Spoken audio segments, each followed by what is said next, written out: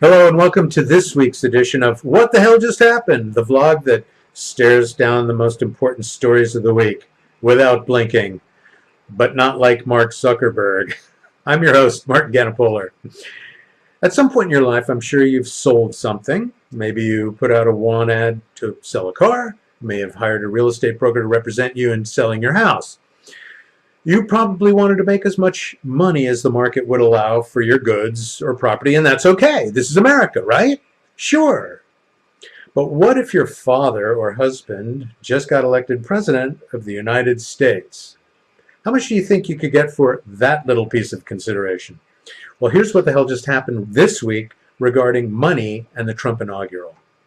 According to the Wall Street Journal, the Trump inaugural committee raised an astonishing $107 million from such well-heeled donors as casino magnate and living human corpse Sheldon Adelson, as well as some as yet unnamed foreign entities who were promised close proximity to the president during the events.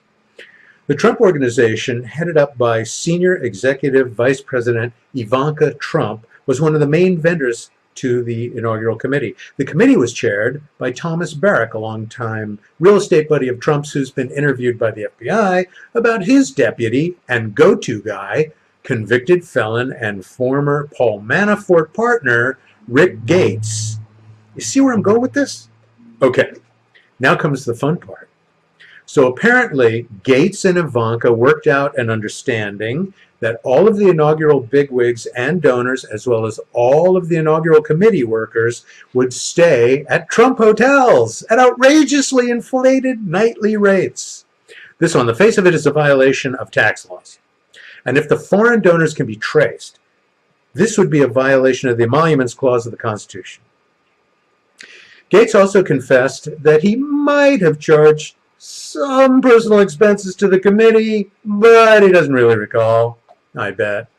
But wait, there's more.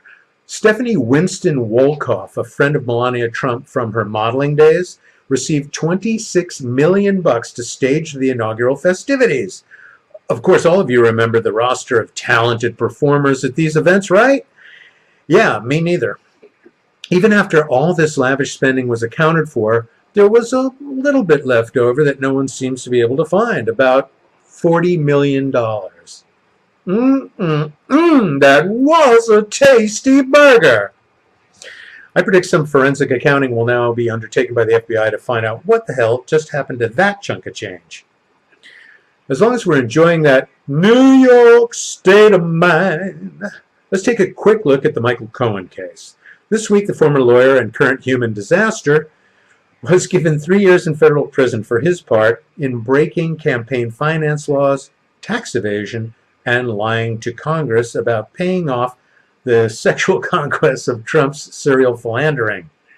When asked in a TV interview why he did all that, he explained, "I felt it was my duty to cover up his dirty deeds." Apparently, these were not done dirt cheap, but they were done at Trump's explicit instruction and to the benefit of his presidential campaign. Of course, Trump immediately denied all these allegations and sent out Snagglepuss Giuliani to go on the counterattack. He called Cohen a pathetic serial liar, cleverly employing the famous "I'm rubber, you're glue" defense. But here's the kicker. Both Trump's accountant, Alan Weisselberg, and National Enquirer publisher David Pecker were instrumental in these cover-up schemes, and they've been granted immunity. They say they can back up Cohen's allegations and have the evidence to do so. Even Fox News commentator Andrew Napolitano on TV, that if they produce this evidence, Trump is guilty of a felony. It's beginning to look a lot like Christmas. Finally, we head for Grand Prairie, Alberta, up in Canada. And what the hell just happened there? 17-year-old Jackson Rasico quit his job at the local Walmart. The way he did it gave us, at What the Hell Just Happened, a good laugh. In the middle of a busy holiday shopping day, Rasico commandeered the PA system for the store and announced, "Attention all shoppers, associates, and management.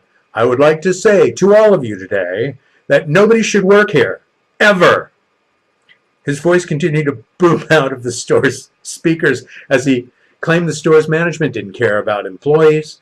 He said that his boss and an assistant manager called him a waste of time. He accused the store of cutting employee benefits to save money and said, quote, "I've been a loyal employee here for over a year and a half, and I'm sick of all the bullshit, bogus write-ups, and my job," end quote. He ended his rant using expletives to curse management, his job, and Walmart as a whole.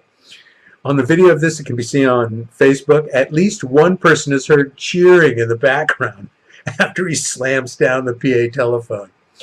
I don't know if this young man's a slacker or a superstar, but you gotta give him props for going out in a burst of flame. Hope your next boss appreciates you, Jackson, because you've got chutzpah. Well, that's it for this week's episode of What the Hell Just Happened. Thanks for watching. We'll see you again next week. Bye for now.